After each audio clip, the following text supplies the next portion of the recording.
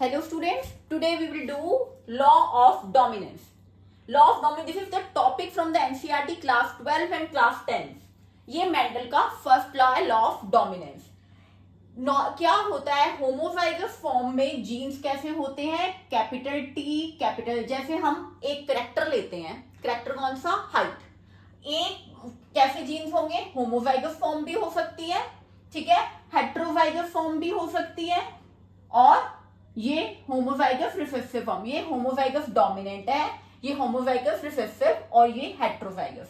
Jeans paired form में होते हैं, एक जीन के 2 अलील्स होते हैं ना. जैसे अगर किसी के पास ऐसे जीन्स है हाइट के, ठीक है, capital T is for tallness and small T is for dwarfness, right. अब अगर किसी के पास ऐसे जीन्स है कैपिटल टी, तो उसकी फिनोटाइप कैसी होगी, दिखने में कैसा होगा, टॉल होगा, ठीक है. अगर किसी के पास हेट्रोजाइगस है, कोई heterozygous capital T small T, this is heterozygous form, जिसमें एक अलील ड्वार्फिज्म का है और एक अलील जो है टॉलनेस का है. इसमें क्या था, दोनों ही टॉलनेस के थे, तो दिखने में भी टॉल ही है. ये इसमें क्या है, कैपिटल टी स्मॉल टी. ये जीन के 2 अलील्स हैं, capital T and small T. Means gene में कैपिटल टी टॉलनेस का अलील है और स्मॉल टी जो है वो ड्वार्फनेस का है. वो दिखने में कैसा होगा, दिखने में भी टॉल होगा, क्योंकि ये डोमिनेंट है. जो अलील डोमिनेंट होता है वो अपना इफेक्ट एक्सप्रेस करता है, उसका ही इफेक्ट एक्सप्रेस होता है.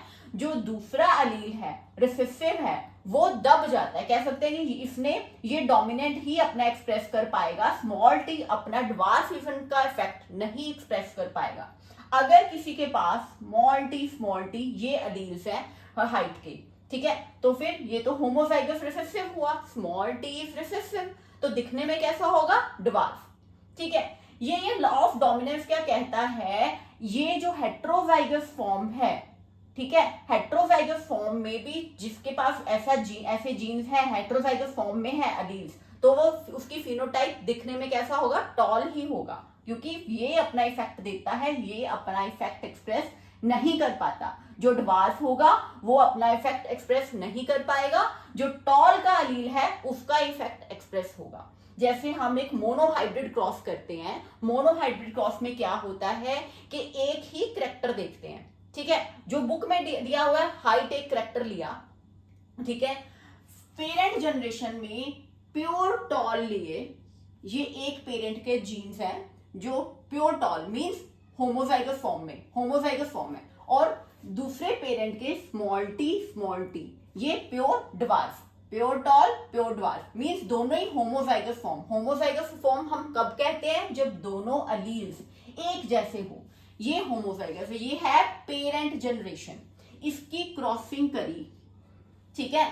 तो F1 जनरेशन में क्या आया, सबसे पहले क्या करते हैं, गमीट्स बनाते हैं. इसके एक जैसे गमीट बनेंगे, गमीट कैपिटल टी ही बनेगा, इसके भी एक जैसे ही बनेंगे, स्मॉल टी. और फिर जो F1 जनरेशन में क्रॉस करेंगे तो क्या आएगा, सभी ऐसे दिखेंगे, सभी ऐसे जीनोटाइप के होंगे, capital T small T, mean सभी टॉल होंगे. ये जो F1 जनरेशन में जो प्रोजनी है ये है कैपिटल टी स्मॉल टी.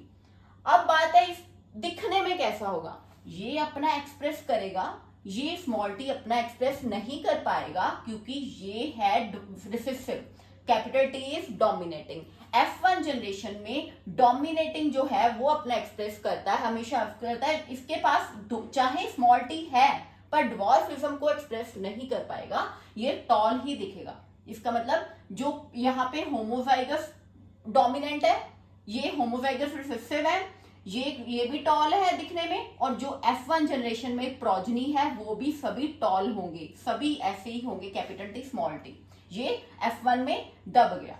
अब नेक्स्ट में इसकी, ये तो F1 जनरेशन है, F1 जनरेशन अब क्या करेंगे, F1 जनरेशन में जो है प्रोजनी उसकी सेल्फिंग करेंगे, कैपिटल टी स्मॉल टी, ठीक है.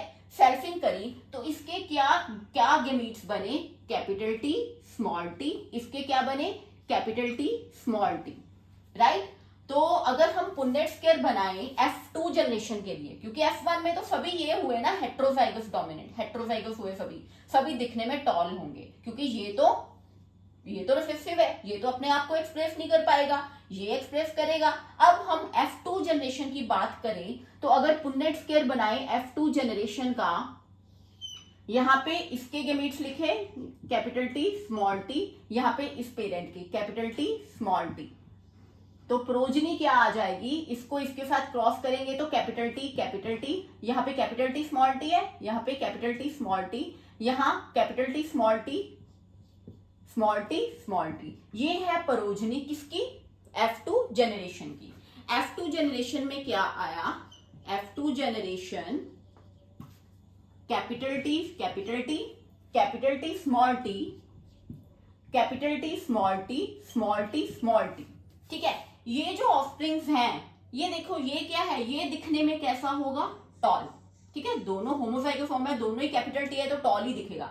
ये हेट्रोजाइगस फॉर्म है, ठीक है, एक अलील कैपिटल T है और एक स्मॉल t है, तो ये भी दिखने में टॉल ही होगा। मैंने अभी बताया लॉ ऑफ डोमिनेंस यही कहता है कि जो हेट्रोजाइगस फॉर्म में जब अलील एक टॉलनेस का है एक ड्वार्फिज्म का है, तो ये टॉल जीन जो है अलील जो है वो डोमिनेटिंग है ना, वो ही एक्सप्रेस कर पाएगा, स्मॉल t अपने आप को एक्सप्रेस नहीं कर पाएगा, तो ये भी दिखने में टॉल हुआ, ये भी दिखने में टॉल हुआ। तो ये जो ये है, ये दोनों क्या है, स्मॉल t रिसेसिव फॉर्म को, रिसेसिव अगर दोनों अलील्स रिसेसिव है तब ये दिखने में ड्वार्फ होगा, क्योंकि इसके पास कोई जीन अलील कैपिटल T नहीं है। ये ही है लॉ ऑफ डोमिनेंस।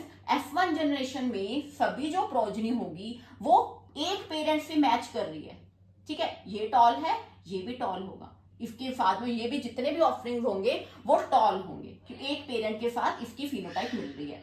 और F2 जनरेशन में दूसरा जो पेरेंट है उसके भी जीन्स आ गए, मींस रिसेसिव फॉर्म में ड्वार्फ भी होगा, ठीक है। ये है कि F1 जनरेशन में एक पेरेंट के साथ मैच कर रही है फिनोटाइप, और F2 जनरेशन में सेकंड पेरेंट जो दूसरा रिसेसिव फॉर्म में है होमोजाइगस रिसेसिव वो भी आ गया, ठीक है। इसे कहते हैं law of dominance. Means law of dominance में इसको लेके चलेंगे कि हेट्रोजाइगस फॉर्म में एक डोमिनेटिंग है एक रिसेसिव अलील है, तो एक्सप्रेस कौन करेगा अपने आप को, ये डोमिनेटिंग वाला, रिसेसिव वाला अपने आप को एक्सप्रेस नहीं कर पाएगा। इसकी रेशियो क्या बनेगी, फिनोटिपिक रेशियो 4 में से 3 टॉल हैं तो 3:1, एक ही ड्वार्फ है, राइट।